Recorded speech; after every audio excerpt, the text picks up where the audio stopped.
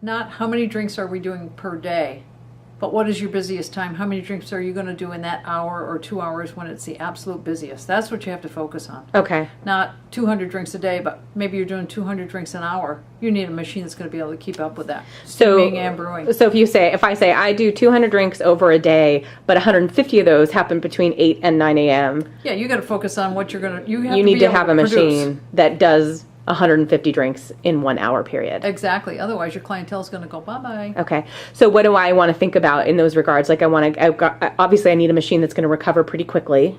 Recover quickly. You might think about a two brew group. Or yeah. Yeah, you might think about that so you can have multiple people working that one machine.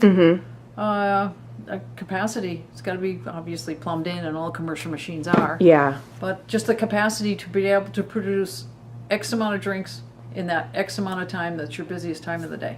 And we do, one of the things that we'll have is people that do, like, they'll have community groups or something like that. They use it once a week, but during that once a week time frame, they're doing a ton of coffee. Yep. And so they're sort of like, well, but it's only once a week that we do 400 drinks. Yeah, it's, the churches and all. We get a lot of churches that want to do it. And I mean, you can't have the service is over, 11 o'clock, here come those 400 people. Yeah, so you do need to kind of invest in that. Yeah, and then the next service is already in session and you haven't completed serving the first service. So yeah, that's one of the major considerations. Cool. Mm-hmm.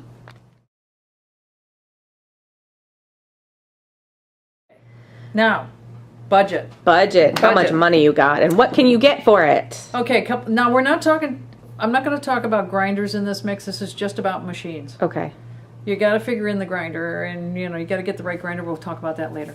But if you have $2,000 and you want a machine that's going to be NSF rated, and it's going to go into a small art gallery, you're only producing maybe 30 drinks an hour. The Rancilio Apoca 1 group, or the L'Espeziale Mini Vivaldi. Okay. Those machines will do this, and don't push it. I mean, don't say, okay, I got $2,000 and I want to do 50 drinks an hour. It's just not going to happen. Or 100 drinks or whatever. So, these machines do cost a pretty penny. So $2,000 is a lot of money, but not in the context of commercial machines. No, not in commercial machines. So if I only have $2,000, I should keep saving my pennies, basically, if I'm trying to do a cafe. Exactly. If you're doing a cafe, don't even go down this road. Okay. It's not going to work for you. You're going to get frustrated. You're going to end up in the first couple of months realizing the error of your ways. So it really is a complimentary service, no more than 30 drinks an hour. Maybe a catering thing where you're going to a wedding or something. You want to serve espresso along with the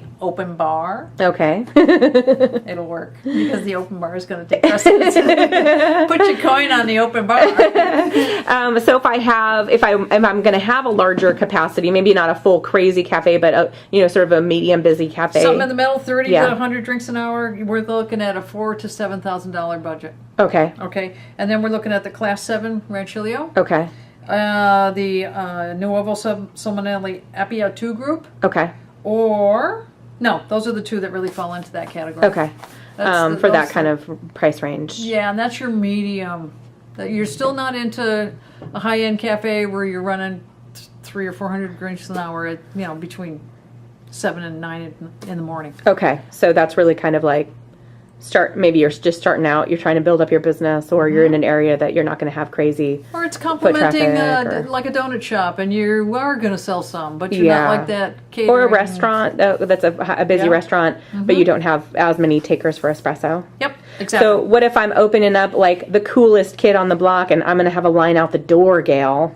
Aurelia, Salmonelli Aurelia, and now we're talking $10K plus. Okay. You're getting into GB5, FB80. Those are the La Marzocco. Okay. And the Class 9 and 10, which is the Rancilio Sylvia. I mean the Rancilio Sylvia. Rancilio. Period, not the Sylvia. I had somebody want to buy a Sylvia for a commercial setting. We often have that. I said, no, I won't sell it to you. I'm sorry. Yeah.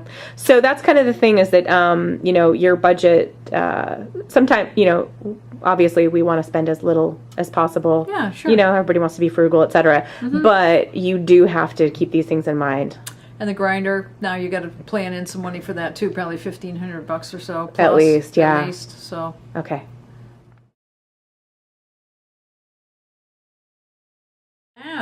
You've chosen your budget. You know about where you should be. Now, the other thing to think about is, are you a one-man show? Okay. Are you the one that's going to be pulling the shot, steaming the milk, taking the money, throwing the pie at the customer that you so carefully made in the back room? Your baker would not be happy if it landed on the floor. So think about that. Okay. If you have people where you can actually have 2 people working a machine and they're dedicated just to that machine, you might not need a machine that actually automatically volumetrically controls the shot. And what I mean by that is there are machines that you can program the button. You turn it on, it'll pour for 25 seconds and shut itself off.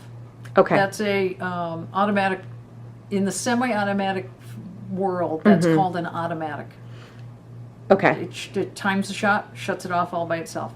Semi-automatic is the machine where you flip the switch, you got to shut it off. So if you can't multitask or you don't have enough people to do that and you're the only person, you might want to look at a volumetric or an automatic, semi-automatic machine. An automatic, semi-automatic. Well, it would be an automatic volumetric or a semi-automatic machine. So one of the two. One of the two. So really it's like, are you going to be able to, stand there and watch the shot? Yeah.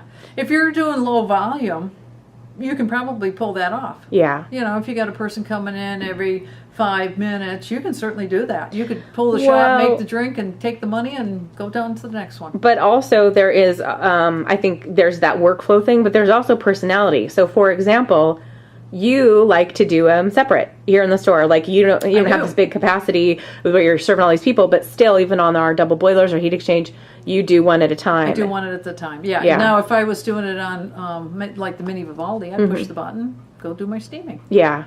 So that also is something to think about. Is maybe it's maybe you still are a one-man show or one-woman show, but not a multitasker. Yeah, but you still just want to have that like dosage pre-programmed. Oh my God! It just overflowed. But my phone looks good. Exactly. Because I was concentrating on it. Cool. Yeah. So that's something to think about. Cool. Thanks. Okay. Grinders. Grinder. Now we're into the next phase. You have to make sure that you figure into your budget a decent grinder if you're doing high volume. You don't want to buy a grinder that's, your $800-900 grinder that's meant for low commercial, high-end home to use in a 100 drinks an hour setting or a 200 drink hour setting. So you're gonna burn it up. So basically, not only am I looking at my espresso machine for like my busiest time, I have to do that for my grinder as well. Exactly. And if you don't, you'll end up with burned up grinders sitting on the shelf. And so like we do have models like the Mazzer Mini is a perfect example. That technically is a commercial grinder. But that would be for your low end, where if you're going to buy that Spaziale or something, 30 drinks an hour, that kind of thing. 30 drinks an hour, you could get away with that. But if you're starting to move it up a bit, you got to think of the higher end Mazzers, the Malconigs, something that's going to do the job. Look at this. So we just wanted to do like these are just random examples of a difference between a home class grinder. Yeah, people think at about the $500 price point. People think they can use this in a cafe. This is not going to hold up for cafe use. If you run this thing for about 5 minutes grinding consecutively, you were going to overheat it, for one thing, and it's going to be slow.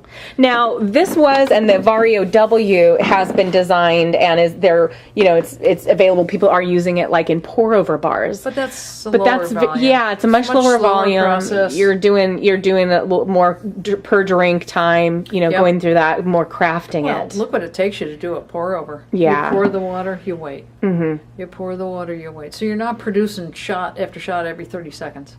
So not only do I have like some different size here, like this guy, I'm assuming, has bigger burrs than this guy. Huge burrs. You're going to produce a double shot 17 grams in about under 5 seconds. Okay. I think it's 3 or 4 seconds. So very fast. This is going to take you more like 20 to 30 seconds. Okay. I'm not, don't quote me on that, but that's just from I think we're closer for a double, maybe 12 to 15. Okay, but that's not like 5. No, it's not. 3. It's this not thing is at like, all. Done. And looks like it's got like the motor in it. Obviously, seems like it's it's huge. It's like I said, it's got more meat on its bones. Gail. Yeah, that's how she phrased it. I mean, look at the hopper. Everything about it's different. This is designed for commercial use. Okay. All right. So I definitely have to again think of my busiest time period. Right, and buy my the grinder for that as well as my machine. Exactly. And you know what we say, Gail? This really is your espresso machine. This really is what you should be spending your money on, is a really excellent grinder, because that makes all the difference in your shot quality. We have tested this time and time again. I've done this with some of our people in-house here just to show them. Mm-hmm. And the grinder makes a difference. Cool. Thank you. The taste will be better. Yes. First and foremost, how many drinks per hour are you going to produce in a given time? Okay. Time frame. The busiest hour of your day. Yep. Next is my budget. Your budget, but you got to make sure that the budget's going to fit what you're going to do. That hourly rate that you're going to do. Then I'm talking about work style, workflow. If I multitask or not. Yes, multitask or not. Do you want it to produce the shot automatically and shut off? Or are you going to stand there and do it? Just stand there and monitor the whole thing? And then finally, the grinder. The grinder's important that it matches that per hour volume that you're going to have at the your busiest time of the year. The day. The day. All right, so your grinder and your espresso machine have to both hand in be hand. Cool. Yep, and don't cheap out on the grinder. No. Because the flavor won't be there, and just everything about it's not going to be as good. Your customers won't come back. And also, maybe you buy your $500, $700, $800 dollar grinder. You might be buying that grinder 5 times a year, or like That's if you're right. capacity. So in the end, Exactly. you maybe should have bought that 2,000 grinder to begin with. Don't shoot yourself in the foot. Yes. Yeah. All right. So save up if you have to. Exactly. Hit your relatives up. Whatever it takes. Yeah. All right. I'll give you 5. Thank you so much, Gail. Yeah, you're welcome.